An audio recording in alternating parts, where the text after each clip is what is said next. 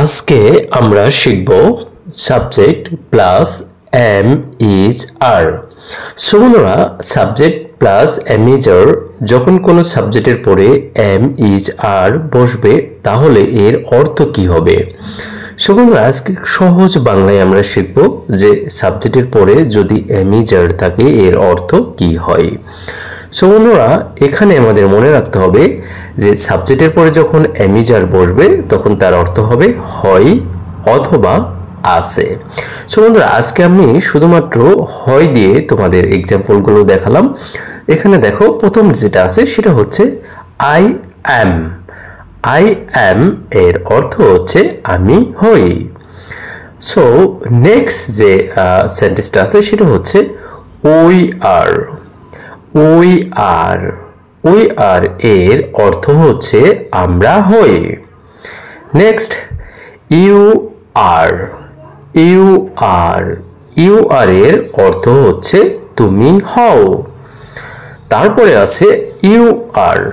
এখানে তোমাদের মনে রাখতে হবে দুইটা কিন্তু ইউ আর আছে, কারণ দুইটার অর্থই কিন্তু সেম, একটু শুধু ডিফারেন্ট আছে। যখনই কাউকে আমরা একদমই একজনকে বোঝাবে সেই ক্ষেত্রে কিন্তু আমরা ইউ আর বসাই যে তুমি হও, তাহলে তুমি হচ্ছে একজন, এবং আরেকটা হচ্ছে ইউ আর, এটার অর্থ হচ্ছে তোমরা হও।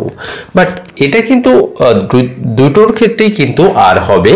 সিঙ্গুলার ইউ বলে কিন্তু তার সাথে কখনো ইজ হবে না বা অন্য কোনো ভার্ব হবে না।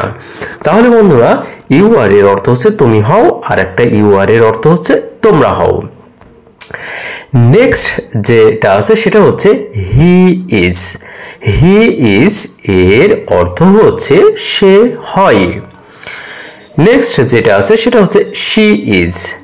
শি ইজ এর অর্থ হচ্ছে সে হয়।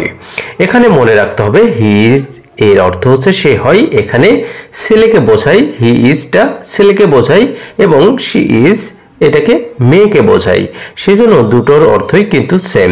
হি ইজ এর অর্থ হচ্ছে সে হয়, শি ইজ এর অর্থ হচ্ছে সে হয়। নেক্সট যেটা আছে সেটা হচ্ছে ইট ইজ। ইট ইজ এর অর্থ হচ্ছে এটা হয়। নেক্সট যেটা আছে সেটা হচ্ছে নেম ইজ। নেম ইজ এর অর্থ হচ্ছে নাম হয়। এখানে তোমাদের মনে রাখতে হবে যে নেম বলতে সমস্ত নামকে বোঝানো হয়েছে, সেটা যদি সিঙ্গুলার নেম হয়। ডাবল যদি আমাদের প্লুরাল নেম হয় সেই ক্ষেত্রে কিন্তু আমরা ইজটা বসাতে পারবো না, সেই ক্ষেত্রে আমরা আরটা বসাবো। যেহেতু সমস্ত সিঙ্গুলার নেমকে এখানে উল্লেখ করা হয়েছে নেম অর্থ, সেক্ষেত্রে নেম ইজ এর অর্থ হচ্ছে নাম হয়। আই মিন তোমরা শুধুমাত্র এখানে নেম দিয়ে না, যে কোনো সাবজেক্টের ক্ষেত্রে আমরা নেমটা ব্যবহার করি সেই নেমটার কথা এখানে উল্লেখ করা হয়েছে। নেক্সট যেটা আছে সেটা হচ্ছে দে আর। দে আর এর অর্থ হচ্ছে তারা হয়। নেক্সট যেটা আছে সেটা হচ্ছে the girl is. The girl is মেয়েটি হয়। সো বন্ধুরা, এখানে মেয়েকে একজনকে বোঝানো হয়েছে। দ্য গার্ল ইজ এর অর্থ হচ্ছে মেয়েটি হয়, এখানে মেয়েটি একজনকে বলা হয়েছে। নেক্সট যে ওয়ার্ডটা আছে, সরি নেক্সট যে সেন্টেন্সটা আছে সেটা হচ্ছে দ্য গার্লস আর।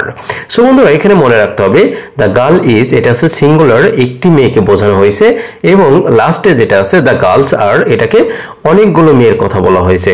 যাক বন্ধুরা, ভিডিওটা ভালো লাগলে অবশ্যই তোমরা ভিডিওটা